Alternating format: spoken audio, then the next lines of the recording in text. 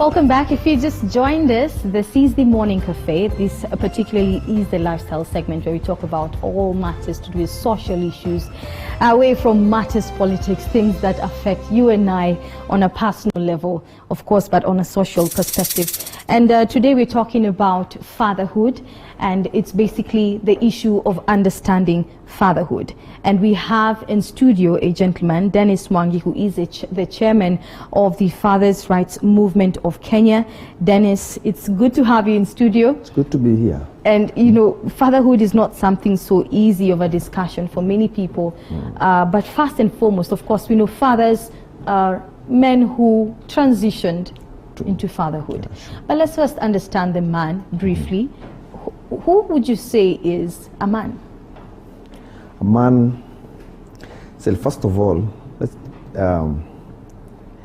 speaking about gender, a man is a man, born, of course, not a woman, of course, but there is that tagline, people say, all men are men, but there is this thing, people would like to add the adjective of a real man, yeah?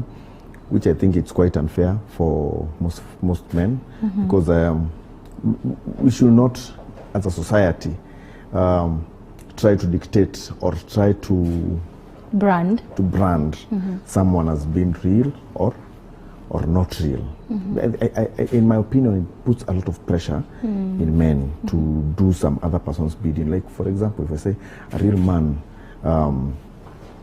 man does not pays for all the bills. Yeah, sure. A real man buys me flowers. Exactly my point. Or gets me candy on Valentine's. That's exactly my point. You see, if you put the real man, an adjective in front of the word man, what essentially you're trying to do is you're trying to shame me into doing your bidding. Like a real man buys me flowers. So for me to be a real man in your eyes, so I have to actually go ahead and buy those flowers. Yet probably I don't want to, or I can't even afford. So it puts, society has put a lot of pressure on men to be something which technically we don't really want to do, or we actually can't be able to do. So that is why you see in society now, like if you look at the statistics, like suicide. Suicide is the #1 killer for men, not even accidents. Suicide has overtaken most of those traditional, I don't want to say traditional means of dying, but it's a #1 male killer. Why? Because men feel pressured and we don't have anywhere to vent out or to talk to someone.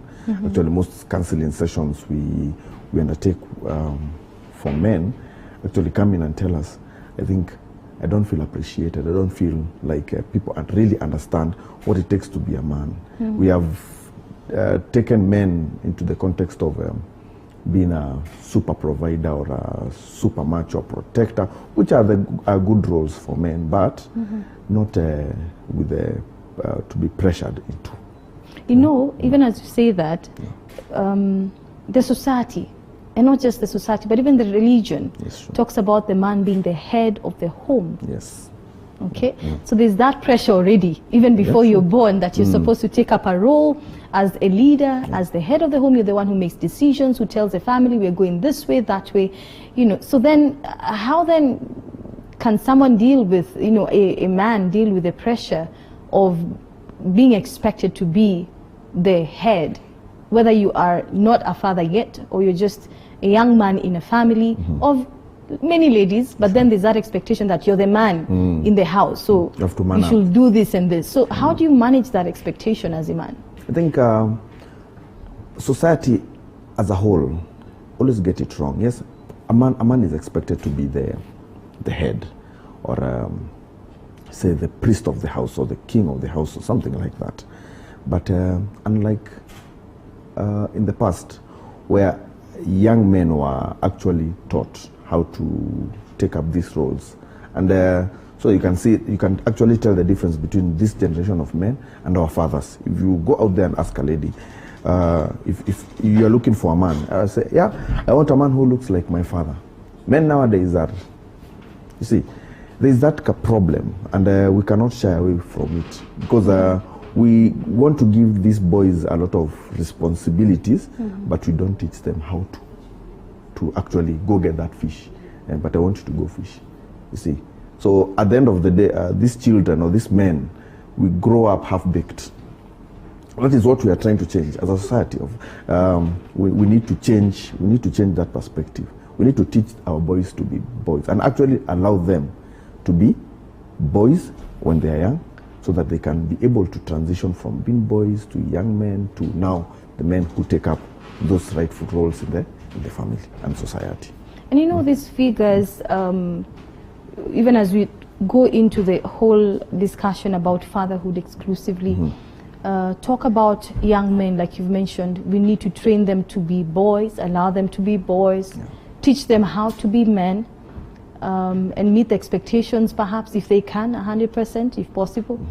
But who will teach them these things? Because if then some fathers are absent, and you only have a woman taking care of that young man, how is she able to instill those values in this gentleman? What are we supposed to do as a society when some fathers are actually absent? You know, actually we live, that's a very good question, and we live in a society where we put pressure on fathers to, or we base all society problems on the lack of fathers. Yeah, we say that boys are not growing up right because they lack that father figure. But the same society promotes that fatherhood is optional. You see, that actually a child does not really need both parents. Why? Because if you look on the flip side, that many people can say that most fathers are absent fathers, which is true, because over 70% of families nowadays are fatherless. Technically, we are living in a fatherless generation, which is quite sad, because this generation of children will grow up in a worse situation. But maybe what the truth that society does not want to face is that most of these fathers who are absent from their family, they're not absent by choice. Actually, when you think about maybe a deadbeat father, that is a common scenario, and that is what everybody thinks, that the fact that a father is not present, he must be a deadbeat, or he abandoned the children. But the truth is that over 70% of those people who are absent fathers, they are not absent by choice. They have been forced out. Yeah, what do you mean being forced out? Being forced out from their children's lives. You see, that after a divorce, we see that the children usually remain with their mothers. And these mothers, most of them, not all of them, but most of them, make life difficult for their exes to have access to their children. If we are not together, then you cannot see my children. Yeah? And society allows that. You see, it's a normal occurrence. People glorify single motherhood by choice. You see, which should not be the case. It should not be that since me and you did not work out, then if we broke up, then by extension I also broke up with my child. You see, you put barricades and barricades and barricades for me to have a normal parenting time with my son or my daughter. Yeah, but if I am unable to overcome your obstacles, then you will go ahead and brand me a deadbeat. We'll come back to that discussion, Mwangi. I think let's just understand now fatherhood, responsible fatherhood, and generally fatherhood. Why is it important for any child, or is it important or necessary for a child to have both parents present? Yes. Why? You see, because there are things like if you are raising a boy, as you said earlier, there's some certain things that a boy will need to see from their father, like how to be a man, how to be a good man, not to be a man, how to be a good man, and how to take care of his family, and how will he do that? How will he know that it is a man's right, a man's duty to do A, B, C, D? Men or children usually learn by what they see. So if you curtail that, these boys will grow up without knowing how it is to be a provider, or how to be a protector, and how actually they need to be treated by their wives when they grow up. You see, but like for example, which is a fact currently, that over 70% of boys are actually raised in homesteads which are normally run by their mothers. Yeah? And then in school, over 70% of teachers are female. You see?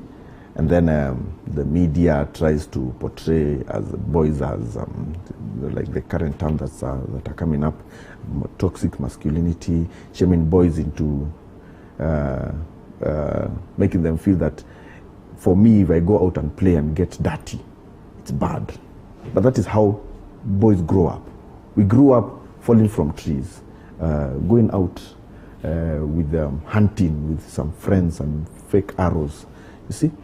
Playing with mud, coming home with bruises. And then you grow up as a, that is the natural way of how to raise a boy. So once it is easier for that kind of a child to transition to be a man. But nowadays, our boys are taught early enough that, first of all, a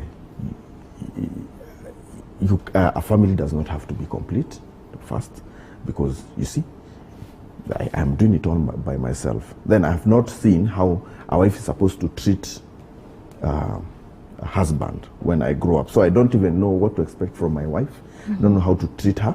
You see, so I think that is what society really needs to look at. Apart from absentee father and everything, we need to actually focus on how to raise these children right, so that when they grow up, they'll be better wives or better mothers or better spouses. I'm talking about better wives. Yeah.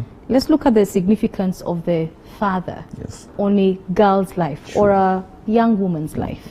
We've talked about the boys and the fact that they need an example to look up to see, you know, how to treat a woman, how to conduct yourself in marriage. But the significance of a father on the life of a young lady or a girl, what is it? Basically, a lady needs to know, will first of all learn from the father how a lady is supposed to be treated. Yeah? How did my father treat my mother when I was growing up? Yeah? So if my father was a terrible man, then that girl will be programmed to think that actually all men are like this. So that is why I tell fathers, you need to be very careful, especially with a girl child. You have to be very, very careful as to how you treat her mother. Even if you're not together, you need to treat her with respect, so that that child will know that I need to be treated with respect. Even when I grow up, if I get married, I need to be treated like this. Yeah? And then being there as a father, being there for that girl will prevent the child from having, I don't want to use the name daddy issues, but let me just use it. I think Paul will understand daddy issues. That these are the kind of girls that when they leave home, maybe they go to college and you see them chasing after old men.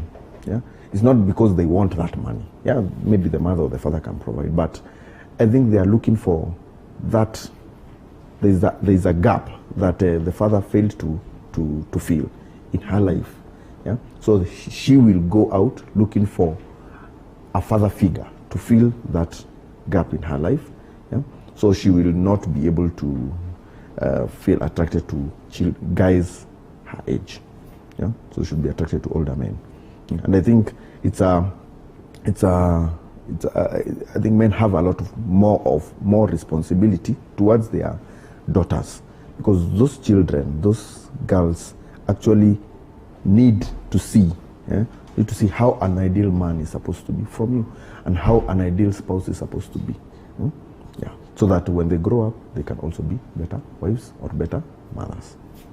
Wangi, what would you say is the leading cause of having absent fathers, especially in a nation like Kenya? Like Kenya, I say it's downright without fear or favor, is parental alienation, nothing else. As in, if you think about it, like the UN, the other day, they classified parental alienation as a serious form of child abuse. But as I was telling you earlier, it's the only child abuse practice that is accepted in society. Yeah? People feel that even if I keep my child away from him, or I keep my child away from her, yeah, and I would be hailed as a single parent. Oh, yeah, a strong independent woman or a strong independent man who has done it all by himself or by herself. You see, but what we fail to see is that yes, you might get praised by doing it all by yourself, but you're denying this child a chance to enjoy both life. A child cannot have too much love. But what if in a case, because you hear of ladies who talk about men who they feel would not make good examples as fathers, and so perhaps the only way to protect the child from such a man is probably cutting off communication and interaction? First of all, that question is one-sided, which is true, because how can a woman feel that that man cannot make a good father, yet you got pregnant by him? He will not make a good father according to her because they broke up. That's those comments usually come in from people who have already broken up, not when they are in a relationship. How about gender-based violence then? Because it's very synonymous with families. Sure. Gender-based violence is actually one of the reasons as to why, even in courts actually look into when they are deciding on custody cases. That is a very important thing to look at. If the man is very violent in the house, yeah, chances are he will not be given custody of the child. But most of the time, courts, and that's why I tell people always go to court. If you cannot agree, go to court. Because once your case has gone there, chances are the court cannot cut you off completely, because they understand the importance of both of you. The child does not really care about what happened between you two, whether you two are fighting in the bedroom or anything. You see, all that child cares is about he has a father, he has a mother, just that. So if there is violence involved, and the violence was in such a high magnitude, then the courts will come in and say, maybe if the mother was violent, then maybe custody can be given to the father, depending on the circumstances, of course. But the courts will never cut you off completely, yeah? Because it's important for the child to have both. And then it's also important to note that as men, we are usually seen as the perpetrators of violence most of the time, which is not true. Yeah, statistics. If you go to the CDC, you'll see. And I hope I could have brought that the figures with me when I came. They say that over 80% of non-reciprocated violence is usually perpetrated by women. Yeah, Reciprocated. Non-reciprocated violence is usually perpetrated by women. This is but like you see in the house or in the movies, where a woman can maybe slap a man. Maybe some men do not see that as violence. They say, I just slapped you. Or when you're having a drink, a lady can, you see, so those things in the movie that society views them as normal. But those are non-reciprocated forms of violence, which 80% of them, they're usually perpetrated by women. If you see the other part, major violence, like where one of the partners is actually seriously hurt. Yeah, majority are perpetrated by men. But what we can say is that you see, there is evil in both sides of the divide. You see, so we cannot base violence without actually looking into very many other issues. Why are people fighting? Why is it that you as a man, you are being hit in that house? Is it that you always come home drunk? It's not that I'm condoning violence, but you've seen in Nyeri or other places where some women say that he usually comes home drunk, so I ended up cutting his torch. You see, yeah, and it's okay. According to them, it's okay, and society will. It sounds like there are different factors that lead up to a man becoming an absentee father. Yeah, sure. Of course, we've mentioned violence. We've talked about disagreements between both parents, and of course, for some, I guess they just decide maybe they're not ready for fatherhood. But I think the question that begs at this moment is, how then can a man transition successfully, if it's possible, into fatherhood? Especially considering for some men, this idea of, oh, I'm pregnant, it comes in as a shock.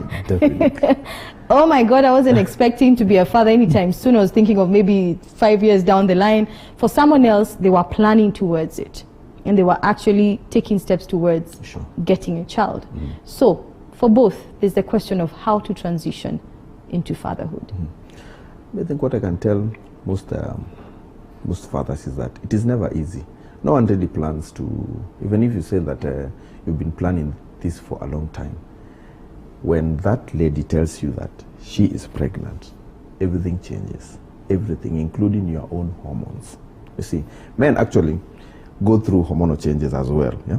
Because become a little bit, if the man was a macho man during his heydays, when immediately the wife tells him or the girlfriend that she's pregnant, automatically our hormones change.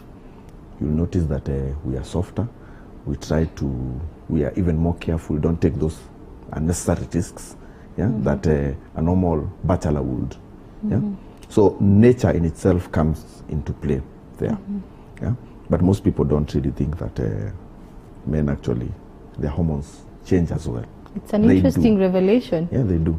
They do. Actually, and there's so many books and have been done concerning hormonal change in men, especially after realization that a child is coming. So nature comes in and tries to do its part in the transition. But also for a man, I think it's always good to be responsible, even if you are not ready and it happened. Yeah, of course. So then how do you transition? What do you begin?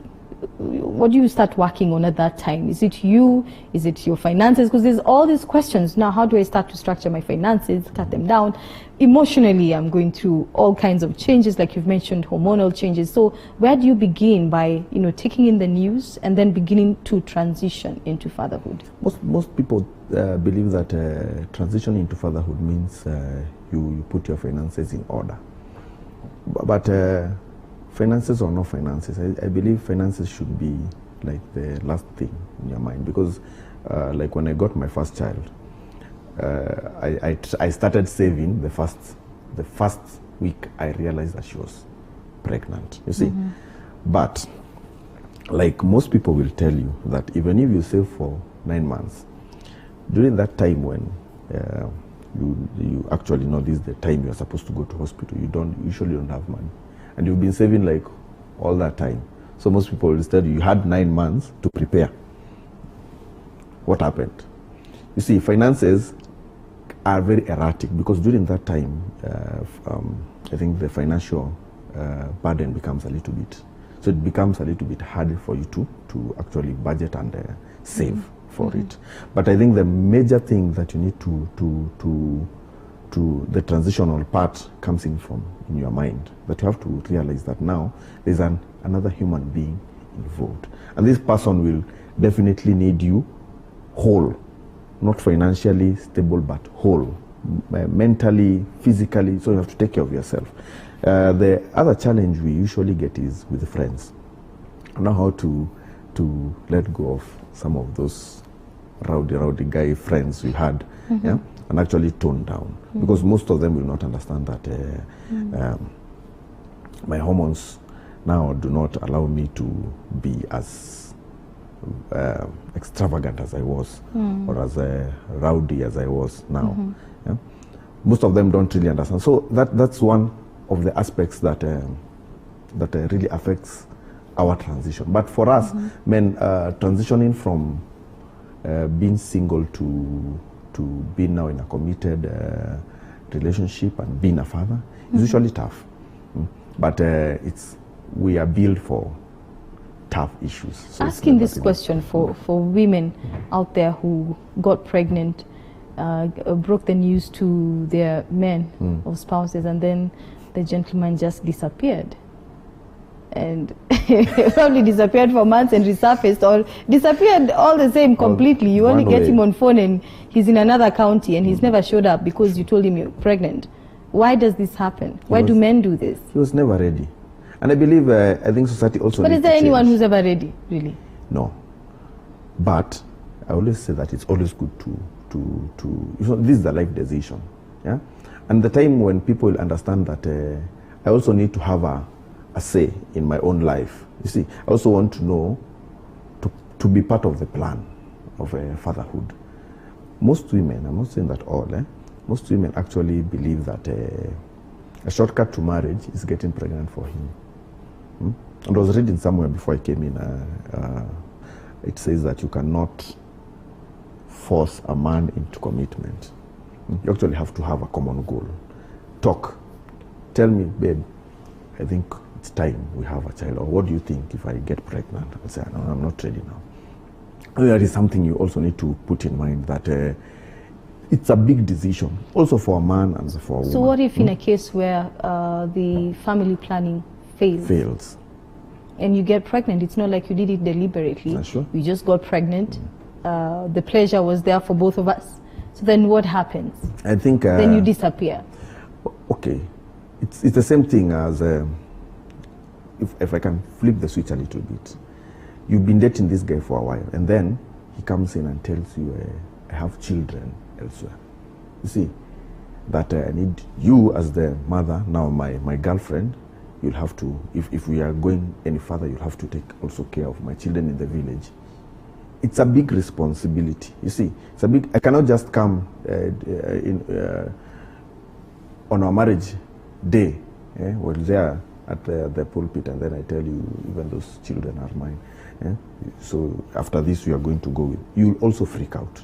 You see, there is a way, I think fatherhood is not as easy as people think, that the fact that you're pregnant, you tell me that you're pregnant, I have to accept. I will accept, yes, but it will take a lot of time to compose myself. What I do not agree with is that you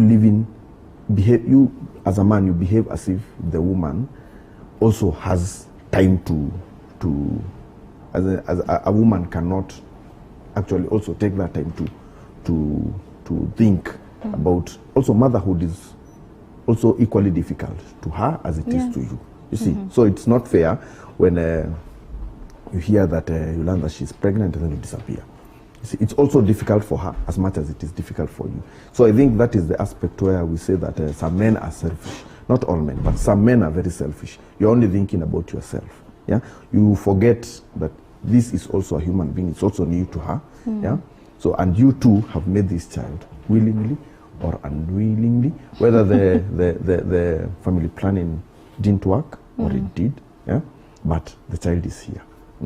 So how can they begin supporting each other? You've mentioned quite a number of key issues. Of course, I'm sure if you had a lady here, the conversation would be completely different. But trying to represent the ladies as much as also representing the men, the question would be then, how can they both support each other? Talk about divorce, because divorce is actually a real challenge that we have in the society, where two people who are married or even come with stay basis, they have to part ways, and the children have to deal with the parents not being there. So then how can we have the two, both the man and woman, consolidate efforts towards raising the children and them not completely filling the void of one parent? I think you need to understand that children need both parents. They need both of you, and they need both of you alive. You see, when we put too much pressure on women, especially when you say that you as a woman, you're the gatekeeper of whether you want to get pregnant or not. Yeah, we put too much pressure on them. So that is why you see most women after she gets pregnant and the pressure is too much, she might go up to abort the child. You see. Because currently, like, abortion is on the rise, which is not quite as the way it was in the past. Because society is putting too much pressure on on families and marriages. Marriages nowadays are not working out in a large number. I'm not saying that marriages are bad. Marriages are largely more and more breaking up faster than it was a while ago. Why? Because I think because of the social media influence, people put a lot of pressure on individuals. You know, the tag, real men need to do this, real men need to do that. You see. So that now a man can actually practice responsible fatherhood. Sure. How then can he be able to work together with a lady and, of course, provide that, support to the child as a father? They need to understand that they need to do everything in the best interest of the children, whether they are dating or not. Yeah, if you are dating, you also need to think about, currently I always tell people, you need to think about divorce. Yeah, don't always think about the good times, but you as a couple need to think about when things go south. What will you do? How will you handle it? How will maybe our disagreement affect our children, so that we can work towards mitigating those risks in future, should they arise, and save our children from a terrible future. You see, we need to understand that these children are here. They are here. We made them.